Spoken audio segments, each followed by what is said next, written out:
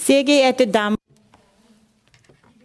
Ladies and gentlemen, dear friends of CONVOCO, a very warm welcome to the second CONVOCO lecture in Berlin this year.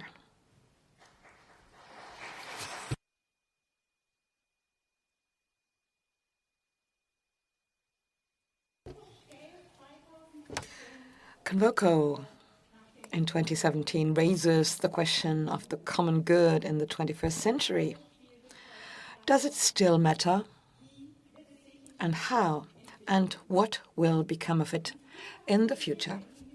In the spring of this year, we discussed the role of the common good with a view to digitization and artificial intelligence. Today, we shall ask, what is the relationship between the common good and the state? Under-Secretary of State Jens Spahn's lecture will enlighten us. He will speak about the federal budget of 2030, how to remain economically and socially successful. Common good in English, bonum communi in Latin, Gemeinwohl in German. Different languages, one meaning, i.e. the general well-being of a society. The common good, however, needs a community that agrees to put the common interest, i.e. the interest of the community as a whole, before individual interests. The world today consists of communities founded by humans, families, states, or global organizations.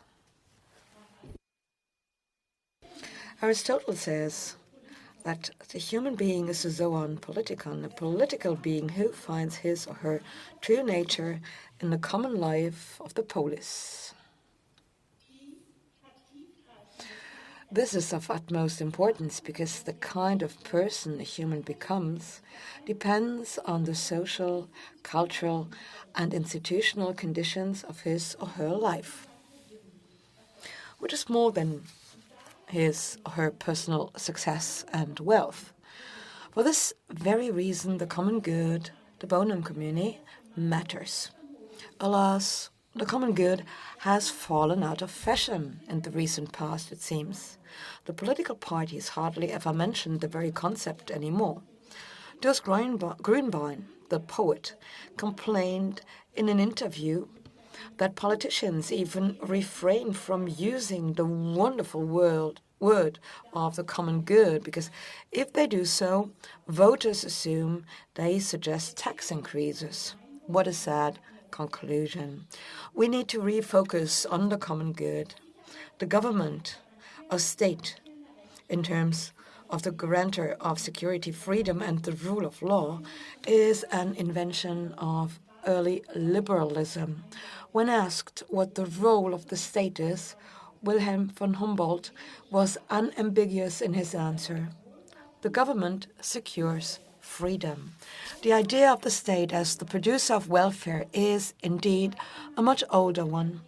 Welfare includes, in addition to material well-being, the general wealth of a society. The common good is thus one of the prerequisites for freedom. No common good without freedom. The common good should be understood as the fundamental condition for human self-realization and should serve this very purpose. The common good is therefore no end in itself. The individual can benefit from the common good as a social resource he or she can rely on. Through citizenship, the individual dedicates part of his or her freedom to the state. The loss of freedom is, however, made up for because she can enjoy his or her individual well-being even more. The state protects the social resource of the common good. Only the state has the right and the legitimacy to enforce the common good. The question is, however, who defines the common good?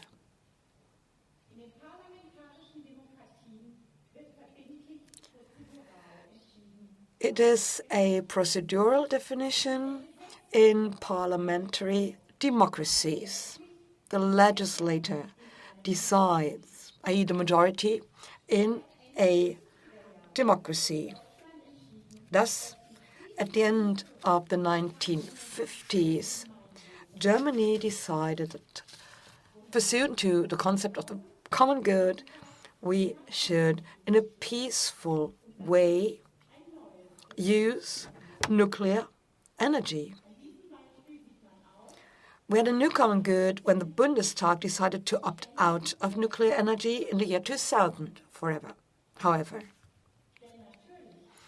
thus, the common good is a changing concept because in addition to the procedural definition, there is a substantial discourse to determine what the common good is, as Professor Udo Di Fabio explained at the CONVOCO forum this year.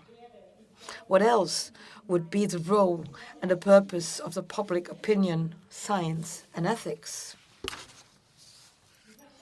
It is not the normative and fundamental constitutional structure that decides what the common good is. However, the Constitution constitutes its basis.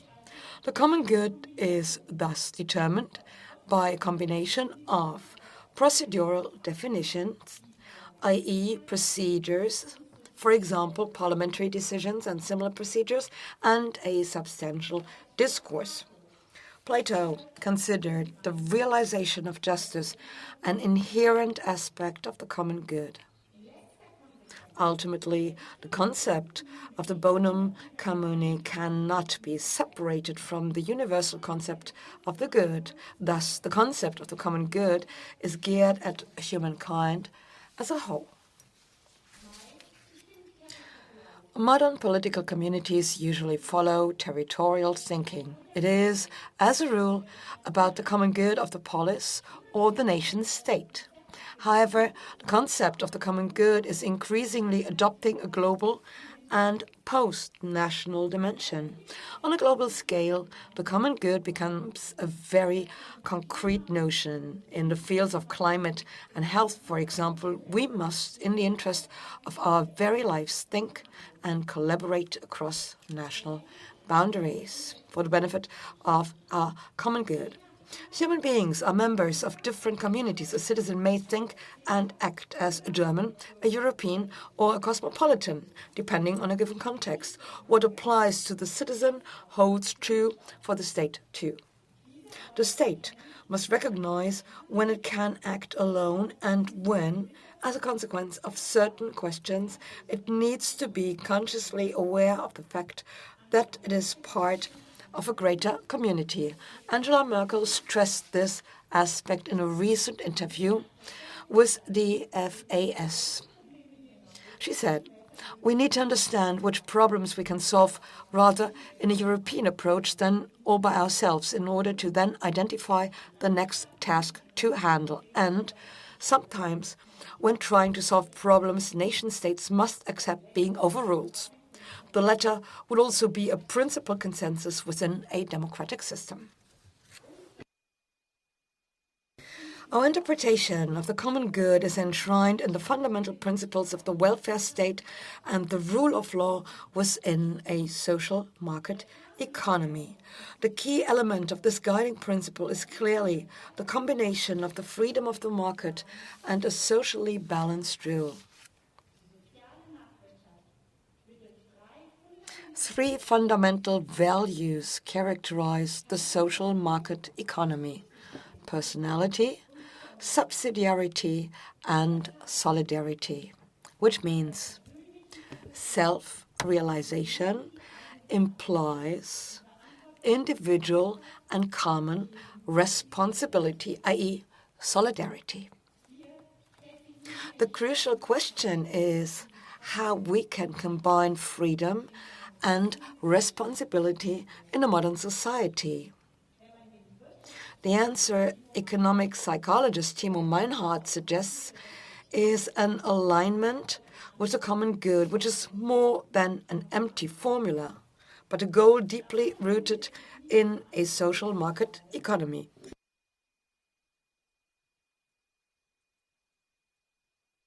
Thus, the alignment with the common good should be the benchmark of any economic activity. The common good also includes sustainability and generational justice. Our decisions today will have long-term impacts. They matter for generations to come. Your typical examples here are regulations concerning the retirement age or the protection of our environment. How can politics make sure that the interests of future generations are sufficiently considered when we determine the common good today?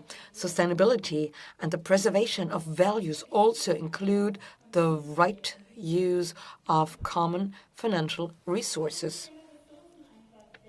The budget is clearly where we can get best the investment of common resources.